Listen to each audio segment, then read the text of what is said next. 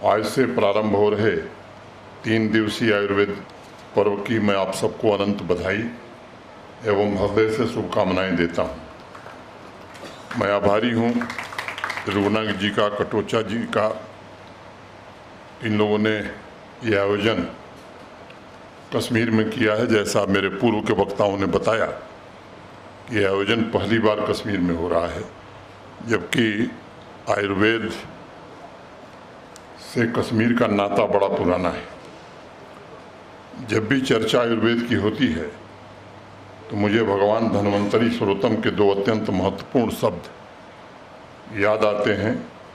सर्व भय विनाशाय, सर्व रोग निवारणाय। भगवान धन्वंतरी को सर्व भय नाशक एवं सर्व रोग विनाशक कहा गया है। यानी मन से रोग का भय और शरीर से रोग का समाप्त होना।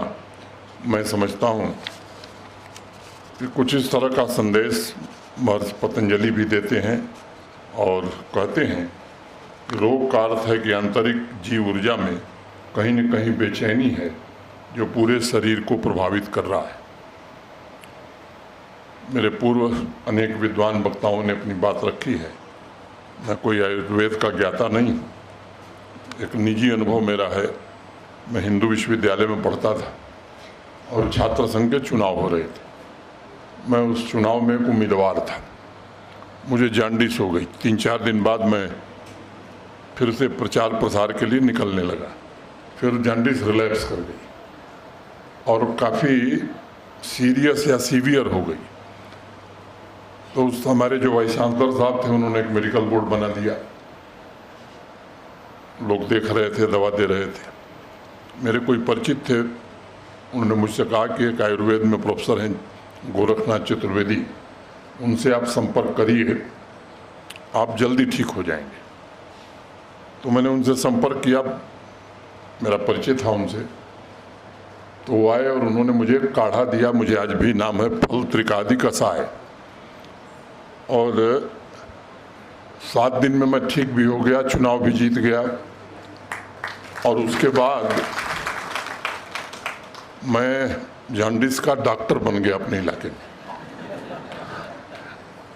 तो मैं भी लिख देता था कि फल त्रिकादि कषाय ले आइए, उसको पानी में खौलाइए। और जो पद्धति मुझे बताई गई थी, मैं मानता हूं कि इसी लय की साधना में भारतवर्ष की हजारों साल की चिकित्सा और स्वदेशी परंपरा का मूल मंत्र छिपा हुआ है। आयुष मंत्रालय तथा अखिल भारतीय आयुर्वेद महासम्मेलन ट्रस्ट का मैं विशेष रूप से आभारी हूं, जो पूरी शिद्दत के साथ देश को ही नहीं बल्कि समाज को निरोग एवं स्वस्थ बनाकर रखने के लिए आयुर्वेद चिकित्सा पद्धति के प्रचार प्रसार के लिए जी जान से जुटे हुए हैं। और देश का ये 17वां आयुर्वेद पर्व शारदा पीठ में आयोजित करने के लिए फिर से मैं आप सबका आभार व्यक्त करता हूँ। अगर जम्मू कश्मीर को भी हम देखें तो सदियों से जम्मू कश्मीर पारंपरिक चिकित्सा पद्धति का एक बड़ा केंद्र रहा है। और कल्हड़ ने राज तरंगणी में भी इस बात का विशेष जिक्र किया है। आज से 1200 साल पहले श्रीनगर में स्वदेशी चिकित्सालय के साथ साथ आधुनिक फार्मेसी भी थी। कल्हड़ से पहले अगर हम अपने वेद और उपनिषदों में वर्णित किए गए तथ्यों पर नज़र डालेंगे तो स्पष्ट तौर पर एक बात कही गई है कि आयुर्वेद में जिस प्रकार मन के स्वस्थ होने पर मन का एहसास नहीं होता, उसी प्रकार अगर शरीर स्वस्थ है तो इंसान को अपने स्वयं के शरीर के होने का तब तक पता नहीं चलता जब तक शरीर में किसी तरह का दर्द या परेशानी न हो। इसलिए आयुर्वेद में स्वास्थ्य की परिभाषा देते हुए कहा गया है कि जब इंसान शरीर को भूल जाता है तब वह स्वस्थ होता है। और मेडिकल सेक्टर के मॉडर्न रिसर्चर्स का मानना है कि हेल्दी माइंड एंड बॉडी के लिए आज तक इससे बेहतर साइंटिफिक डेफिनेशन कोई नहीं दी गई। हजारों साल पहले ऋषि मुनियों की इस बात को दोहराया गया है कि स्वास्थ्य का सही अर्थ यही है कि मस्तिष्क और शरीर दोनों एक लय में हों। आप लोग इस बात से अवश्य वाकिफ़ होंगे कि ऋग्वेद में भी विश्व देवः श्रोतम आयुर्वेद की दृष्टि से अत्यंत महत्वपूर्ण है। श्रोतम के 52 मंत्रों का सार यही है कि सभी इंद्रियों समेत शरीर एक वृक्ष की तरह है और उसमें जीवंत तत्व यानी प्राण के लिए आवश्यक है कि सभी एक तरंग में काम करें। पतंजलि ने उसे प्राण ऊर्जा भी कहा है और अनेक ऋषि मुनियों ने हमारे देश के कहा है कि शरीर की ऐसी व्यवस्था जिसमें इंसान संपूर्ण हो जाए, यानी अपने केंद्र को प्राप्त कर ले। और इसलिए मैं मानता हूँ कि आयुर्वेद हमारे मेडिकल सिस्टम का बहुत ही महत्वपूर्ण पिलर है जो हमें होलिस्टिक लिविंग का विजन प्रदान करता है। और आज आधुनिक इंफ्रास्ट्रक्चर के माध्यम से ऑल्टरनेट मेडिसिन के इस समृद्ध धारा को बदलते समय की स्वास्थ्य चुनौतियों, हेल्थ केयर तथा मानव कल्याण के लिए इस्तेमाल किया जाए, मैं समझता हूं कि ये सबसे बड़ी मानव सेवा होगी। एक बात आज देश इस बात को जरूर स्वीकार करता है कि पिछले 9 वर्षों में देश ही नहीं बल्कि विदेश तक आयुर्वेद की जो ख्याति पहुंची है, उसमें भारत के आदरणीय प्रधानमंत्री श्रीमान नरेंद्र मोदी जी की विशेष रुचि भी एक महत्वपूर्ण कारण रही। विभिन्न चिकित्सा पद्धतियों के डॉक्टर्स भी इस बात को स्वीकार कर रहे हैं कि आयुर्वेद के व्यापक अवेयरनेस तथा लोगों की इसमें बढ़ रही आस्था से तमाम रोगों के प्रिवेंशन में भी मदद मिल रही है। अभी मेरे पूर्व सचिव महोदय ने बहुत विस्तार से बताया है। इस 3 दिवसीय आयुर्वेद पर्व के जरिए हमारी भी सबसे बड़ी जिम्मेदारी है कि जम्मू कश्मीर के आम लोगों के बीच आयुर्वेद की अधिक से अधिक स्वीकार्यता और उसे कैसे हम लोकप्रिय बना सकते हैं और लाइफ स्टाइल से जुड़ी बीमारियों के उपचार की मुख्य पद्धति के तौर पर इसे कैसे अपनाया जा सकता है। वैद्यराज कोटेचा और पद्मभूषण त्रिगुणा जी मुझसे बेहतर जानते हैं कि पिछले कुछ वर्षों में देश विदेश के विभिन्न विशेषज्ञों और शोधकर्ताओं ने लाइफ स्टाइल से संबंधित स्वास्थ्य समस्याओं पर जितना भी रिसर्च किया है, उसमें एक बात स्पष्ट रूप से नजर आती है कि आयुर्वेद द्वारा लाखों करोड़ों की संख्या में लोगों की बीमारियों के निदान का जिक्र अब उसमें हो रहा है। अभी कुछ महीने पहले ही अमेरिका के अखबार न्यूयॉर्क टाइम्स में इस विषय पर एक विस्तृत खबर छपी थी कि क्या अश्वगंधा के इस्तेमाल से तनाव, स्ट्रेस संबंधी बीमारियों का निदान किया जा सकता है। और उस आर्टिकल में कई रिसर्चर्स ने इस बात की पुष्टि की है कि अश्वगंधा के सेवन से उन्हें स्ट्रेस से निजात मिली है। American Ayurveda practitioner Katie Wilcox ने लिखा है कि सीजनल तथा लाइफ स्टाइल संबंधी बीमारियों के निदान में आयुर्वेद से बेहतर कोई दूसरा विकल्प दुनिया में मौजूद नहीं है। और मैं समझता हूँ उनके इस विश्वास के पीछे वर्षों की तपस्या, रिसर्च के अलावा आयुर्वेदिक चिकित्सा पद्धति का प्राचीन दर्शन है जो हमारी संस्कृति, हमारी दिनचर्या का एक अहम अंग रहा है। मैं इस बात का भी जिक्र करना जरूरी समझता हूँ कि 2019 के पश्चात आदरणीय प्रधानमंत्री जी के मार्गदर्शन में जम्मू कश्मीर यूटी में भी जन स्वास्थ्य के क्षेत्र में आयुर्वेद को उसका स्थान मिलने लगा है और इसके अनेक प्रयास किए गए हैं।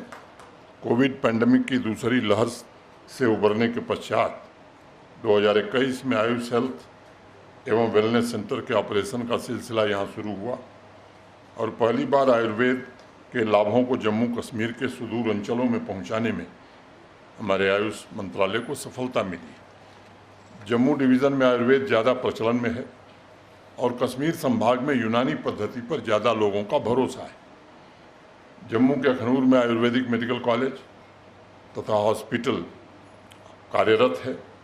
गांदरबल में यूनानी मेडिकल कॉलेज और हॉस्पिटल की शुरुआत की गई है। अभी इस साल कठुआ के लिए होम्योपैथिक कॉलेज एवं हॉस्पिटल का प्रस्ताव स्वीकृत हुआ है। साथ ही सरकार ने 50 बेड वाले 5 इंटीग्रेटेड आयुष हॉस्पिटल्स कुलगाम, कठुआ, कुपवाड़ा, किश्तवाड़ तथा सांबा में स्वीकृत किए।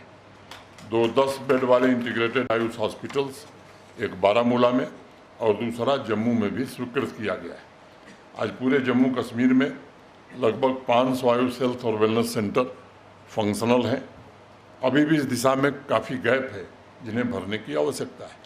अभी जो बात भारत सरकार के सचिव महोदय ने कही है कि श्रीनगर में एक आयुर्वेद का मेडिकल कॉलेज होना चाहिए, मैं आपसे अनुरोध करूंगा कि 2 मेडिकल कॉलेज हम खोलना चाहते हैं, श्रीनगर में भी और जम्मू में भी, और आपकी सहायता अपेक्षित है।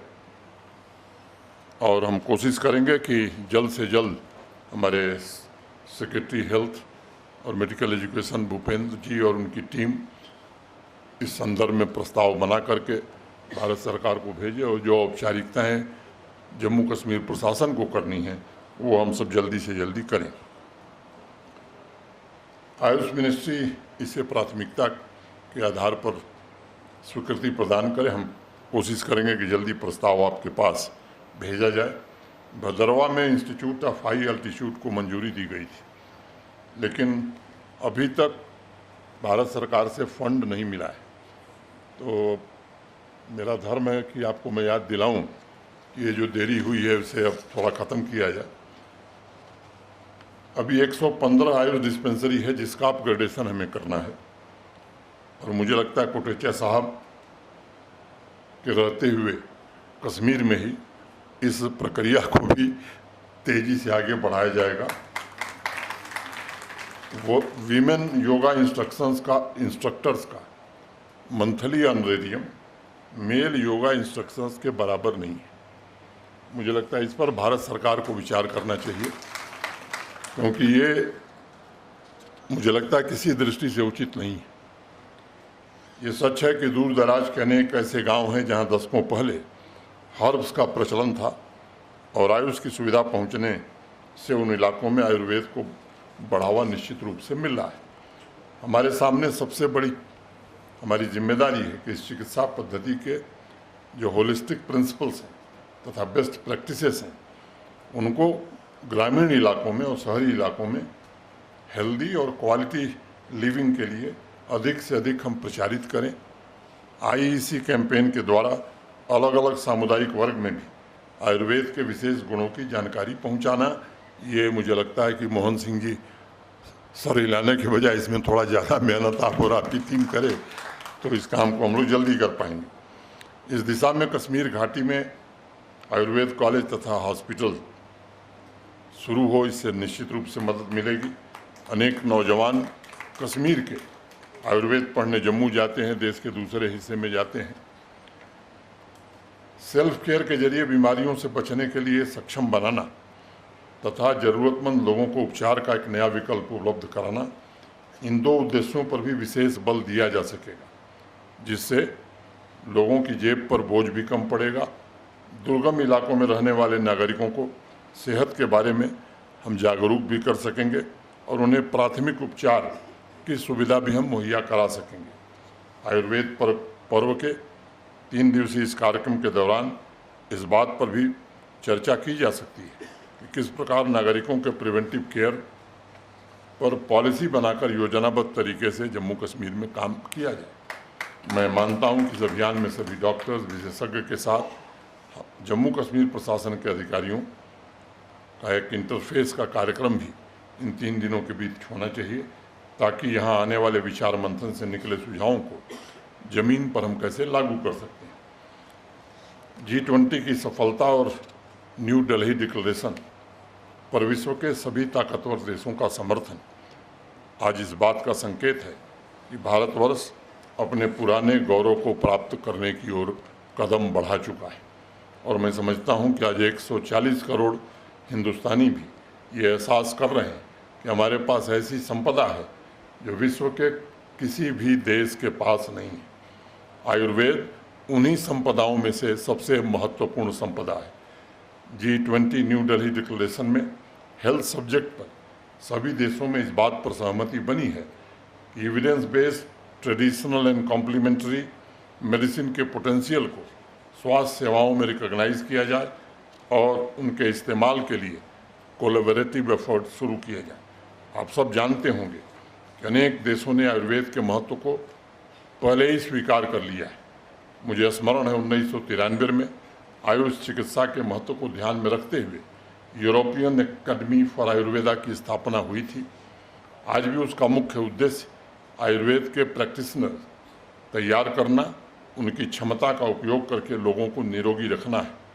मुझे स्मरण है 1989 में जब चेरनोबिल न्यूक्लियर एक्सीडेंट हुआ था, उसके बाद गंभीर रूप से बीमार लोगों के उपचार के लिए भारत से आयुर्वेद के प्रैक्टिशनर्स बुलाए गए थे। बाद में 1990 में रशियन हेल्थ मिनिस्ट्री ने आयुष पद्धति को हेल्थ केयर सिस्टम में शामिल करने के लिए एक अलग से विभाग का ही गठन कर दिया।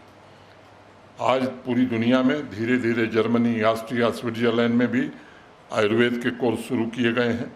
आयुर्वेद की तरफ बढ़ाए गए महत्वपूर्ण कदम से उन देशों में भी उपचार का नया रास्ता लोगों के लिए उपलब्ध हुआ है, क्योंकि वहाँ बहुत सी बीमारियों के इलाज के लिए आयुर्वेदिक डॉक्टरों को अब मान्यता भी मिलने लगी है। हमारे प्रशासन की सबसे महत्वपूर्ण जिम्मेदारी अपने नागरिकों के स्वास्थ्य की रक्षा है, और मैं निवेदन करना चाहूँगा कि जम्मू कश्मीर में सभी के स्वास्थ्य के लिए बेहतरीन इंफ्रास्ट्रक्चर बनाने में भारत सरकार ने जो मदद की है, मैं फिर से भारत सरकार के प्रति आभारी हूँ। ये सच है कि आज लगभग 2.25 करोड़ रुपए प्रतिदिन जम्मू कश्मीर के नागरिकों के स्वास्थ्य पर हम खर्च कर रहे हैं। यहाँ कोई परिवार नहीं जिसे 5 लाख का हेल्थ इंश्योरेंस हमने नहीं दिया है, और उस योजना को माननीय प्रधानमंत्री जी ने ही शुरू किया था।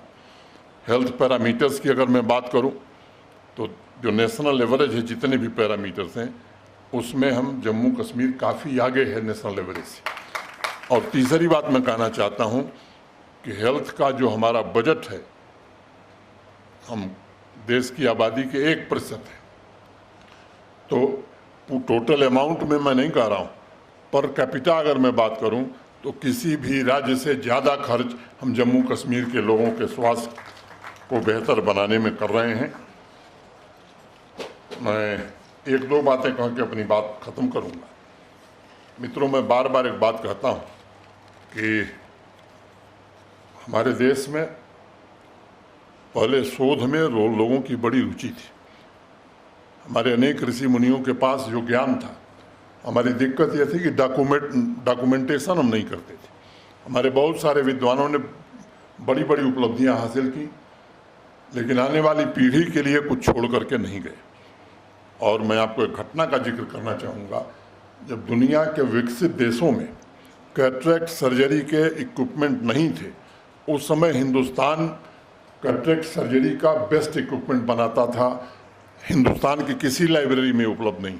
जॉन हॉपकिंस की जो दुनिया की प्रसिद्ध मेडिकल यूनिवर्सिटी है, वहाँ की लाइब्रेरी में मैंने अपनी आँखों से पढ़ा है।